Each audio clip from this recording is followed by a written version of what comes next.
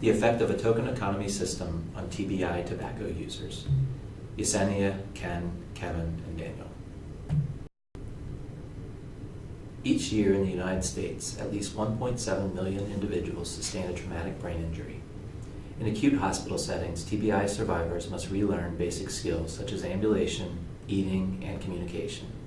Formerly routine cognitive tasks may require greater effort and seem overwhelming.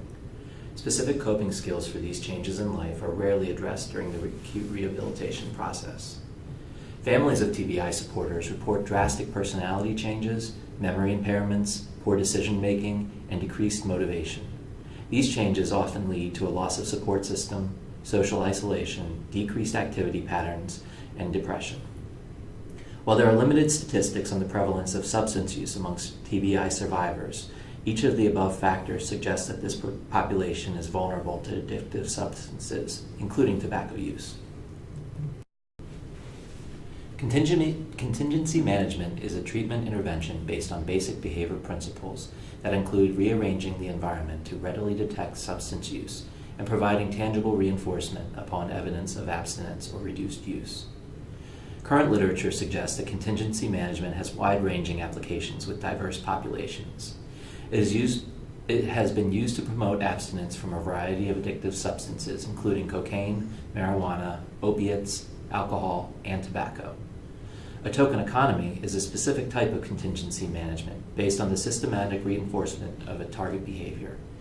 The reinforcement is presented in the form of symbols or tokens that can be exchanged for a variety of backup reinforcers. Adults with traumatic brain injury have not been extensively researched within the behavior analytic community. Given the unique learning histories and vulnerabilities of TBI survivors, behavior analysis should examine the effectiveness of behavior procedures on this population. Frontal lobe damage is often associated with impulsivity and giving more value to short-term gains over long-term goals. Token economies might be particularly beneficial for the TBI population since they utilize short-term reinforcement to teach skills associated with long-term goals. This is a hallmark of many contingency management programs. This current study aimed to determine if a token economy system could reduce the nicotine intake amongst 3 TBI survivors. This study took place at Brain Injury Rehabilitation Center of Southern Illinois. This facility is a 24/7 live-in support center with multiple staff working at all times. All rooms of the facility are visible via video cameras with the exception of a participant's individual room. The facility has a 7x7 smoke room in which participants are allowed to smoke. This room has cameras in all corners, which allows for the visibility of the entire room. The smoke room is also equipped with a table, a chair, and an ashtray. Residential rules state that only one participant is allowed in the smoke room at any given time. Participants. Wally was a 34-year-old Caucasian male who acquired his TBI due to spinal meningitis at the age of 2. He was diagnosed with ADHD and was on 100 milligrams of Ritalin a day. Wally was also on 3 milligrams of Xanax after being diagnosed with depression. He was fully ambulatory and could perform most tasks without direct staff supervision. Kaylee was a 24-year-old Caucasian female who acquired her TBI 1 year prior to the study due to anoxia. She was diagnosed with bipolar I disorder and was on 50 milligrams of lamotrigine a day for mood swings. She was fully ambulatory and could perform relatively difficult tasks without supervision. Becky was a 28-year-old African-American female who acquired her TBI due to anoxia at age 19. She is being diagnosed with bipolar I disorder and has been on 90 milligrams of Latuda a day for the last 2 years. She is fully ambulatory and independent. A multiple baseline across subjects with changing criterion design was used in the study. Each criterion phase was 5 cigarettes less than the previous phase. Criterion was changed after 3 consecutive days of the participant meeting criterion. The dependent variable was the number of cigarettes consumed daily by the participants. The independent variable was the implementation of a token economy in which reaching predetermined criterion resulted in the distribution of tokens to the participant. Data was collected for 25 days. It was collected by a combination of staff tallying each cigarette a participant asked for, as well as video cameras in the smoke room to ensure the cigarette was smoked. 3 independent observers scored the frequency of cigarette smoke daily. Frequency of smoked cigarettes were summed and divided by the total number of hours cigarettes were available to obtain a daily average.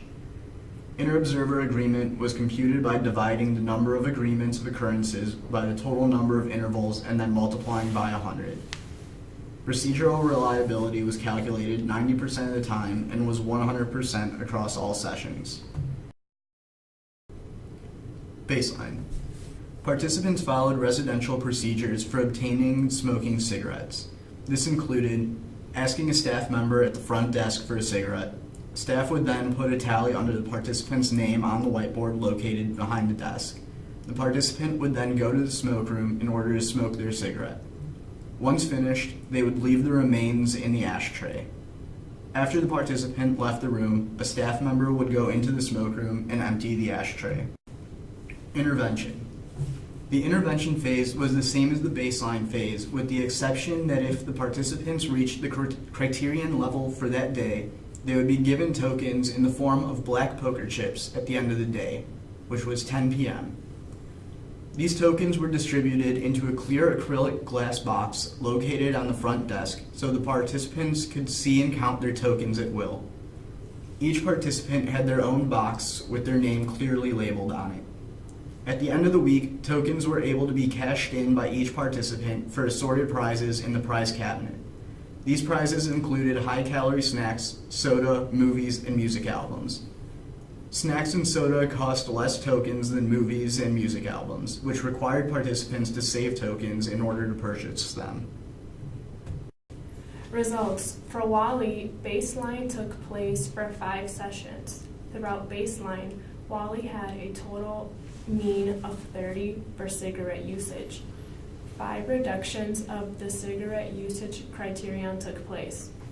The intervention phase took place for 20 sessions, and Wally's cigarette usage was reduced to 0 levels throughout the study. Wally had a total mean of 9.5 for cigarette usage in the intervention phase overall. For Kaylee, baseline took place for 7 sessions. Throughout baseline, Kaylee had a total mean of 30 for cigarette usage. 5 reductions of the cigarette usage criterion took place. The intervention took place for 18 sessions, and Kaylee's cigarette usage was decreased to 0 levels at the end of the intervention. Kaylee had a total mean of 7.7 for cigarette usage in the intervention phase. Overall, for Becky, baseline took place for 9 sessions. Throughout the baseline phase, Becky had a total mean of 31 for cigarette usage. 5 reductions of the cigarette usage criterion took place. The intervention phase for Becky took place over 16 sessions, and Becky's cigarette usage criterion was decreased to 0 levels. Becky had a total mean of 9.4 overall for cigarette usage in the intervention phase. Social Validity Questionnaire. A questionnaire was distributed to both study participants and staff members. This questionnaire contained 5 questions with 5 available response options. Response options were scored on a 1 through 5 Likert scale. 1 equaled strongly agree, 2 equals somewhat agree, 3 equaled neutral, 4 equaled somewhat agree, and 5 equaled strongly agree.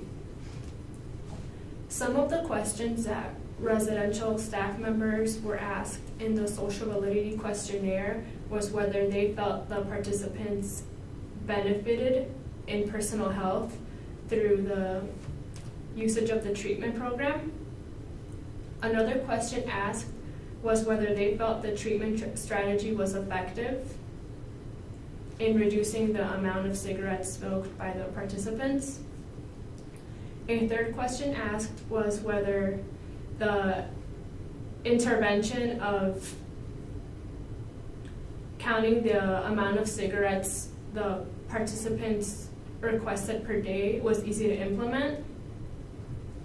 A fourth question was whether the company in general would utilize this treatment again in the future.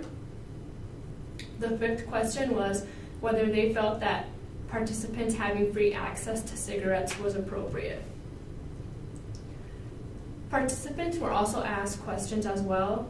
One of the questions was whether they felt that the decreasing of the cigarettes had improved their personal health.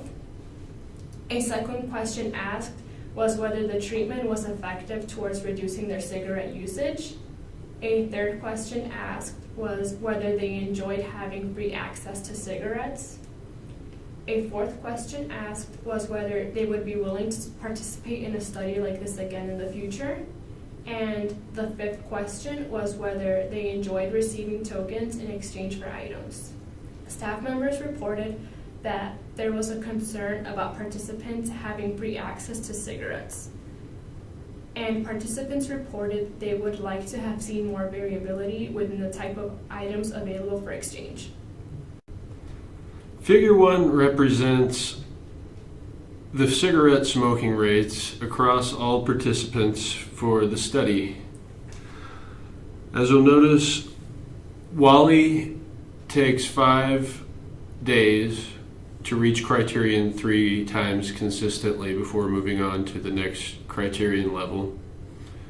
And Becky takes 5 days to move on from the final to the final criterion level of 0 from 5.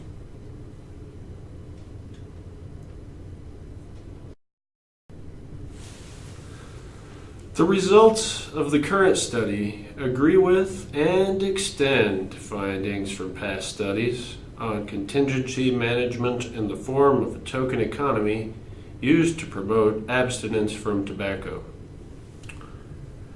The cessation of tobacco use may reduce the risk of development of serious behavioral and affect problems in individuals living with a traumatic brain injury, such as depression, social isolation, and a lack of involvement in activities that were once reinforcing.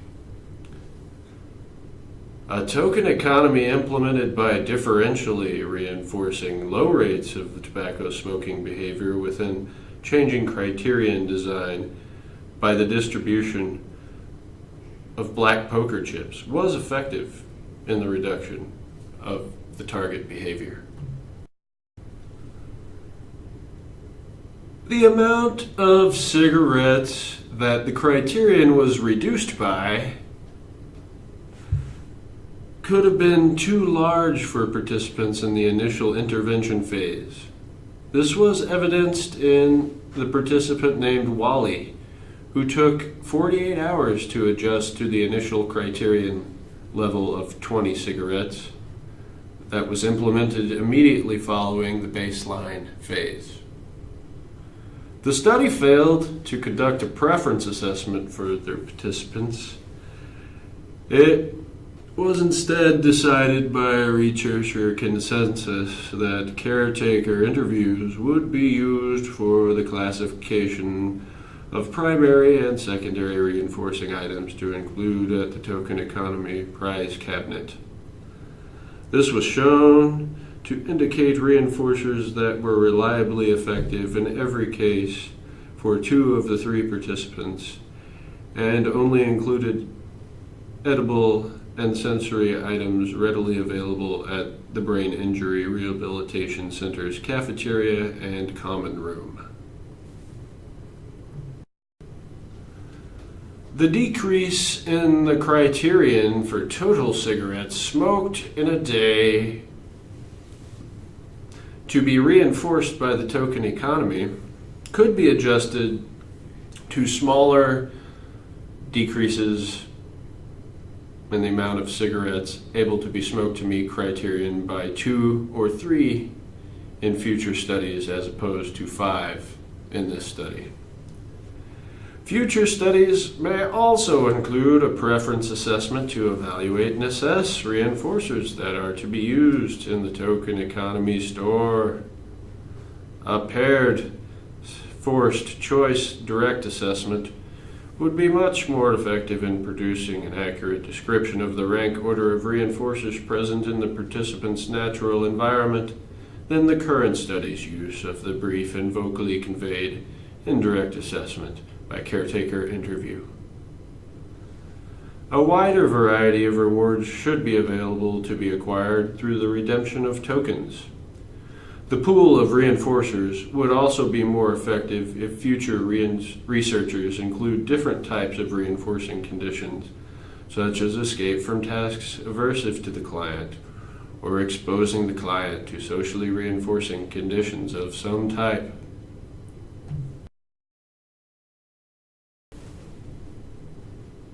Thanks for listening. Any questions, comments, concerns? Post them to us.